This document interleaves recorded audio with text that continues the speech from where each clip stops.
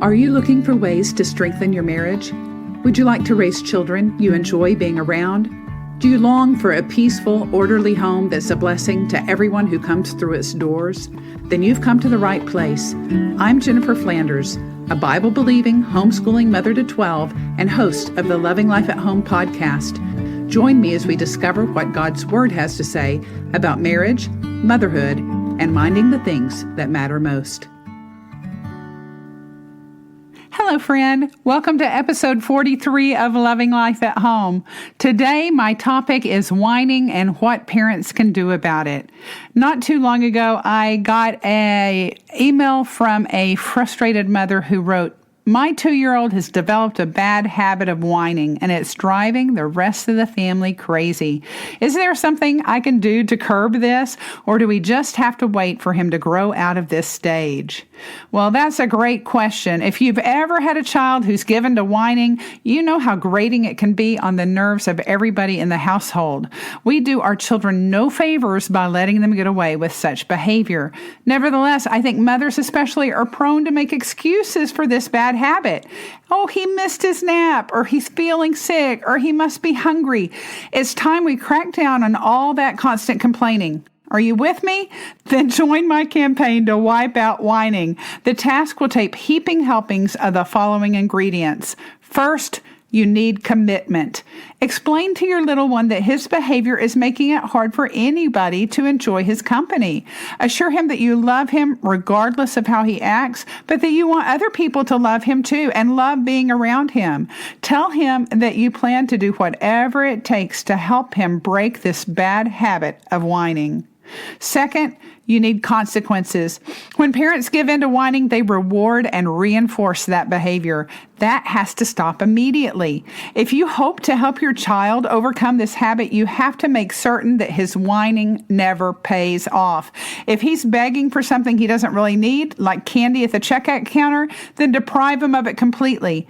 If he is whining for something he genuinely does need, like a drink of water when he's thirsty, then insist that he ask nicely before you give it to him. Third, you'll need cheerfulness. Be careful to model a cheerful, happy disposition yourself. If you are angry and impatient in your response to your child, your efforts to modulate his behavior are going to fall flat.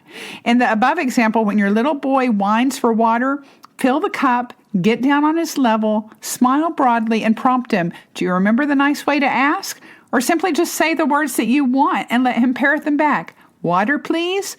If you'll teach your child how to say please in sign language by rubbing his open hand on his chest in a circular motion, then you can even help him, quote, say please when he is too upset to utter the words. Gently guide his hands through the motion, then respond enthusiastically. See, isn't that a much nicer way to ask? As you give him the water. And then the fourth thing you'll need is compassion. Keep in mind that language skills vary greatly from child to child. One 2-year-old may be able to say, "Mommy, I feel thirsty. May I have a small glass of water, please?" While the next can barely string 2 words together, especially when he's upset. A child's mind develops much faster than his ability to communicate, and the results can be frustrating for everybody involved. Ensure that older siblings are sensitive to this fact as well. They must be made to realize that sometimes little brother is whining simply because he doesn't have the words to express, "I don't like it when you tease me, so stop doing that." And then the fifth thing you need is consistency. You cannot crack down on whining one day, then ignore it the next, then reward it the following, and then expect that approach to work. Consistency is of vital importance in conquering the bad habit of whining.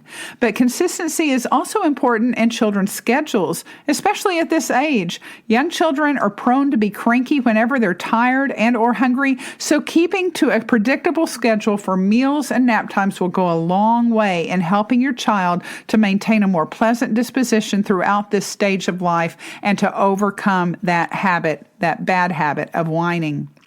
And lastly, number 6, we need contentment. Remember that we teach best by example. If you find yourself murmuring more than you care to admit, or even throwing an occasional tantrum yourself, it could mean that your child has come by his whining honestly. By focusing on the positive, we can replace the inner grumbling and complaints with gratitude and contentment. Joy begets joy just as surely as discontent breeds discontent. So keep your attitude positive, and I know your children will eventually catch your enthusiasm for life. Thanks so much for listening today.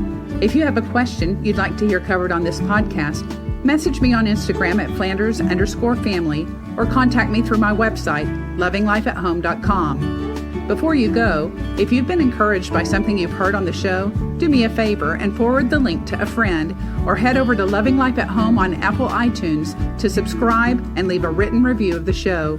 Your doing so will help others find me so they can listen too.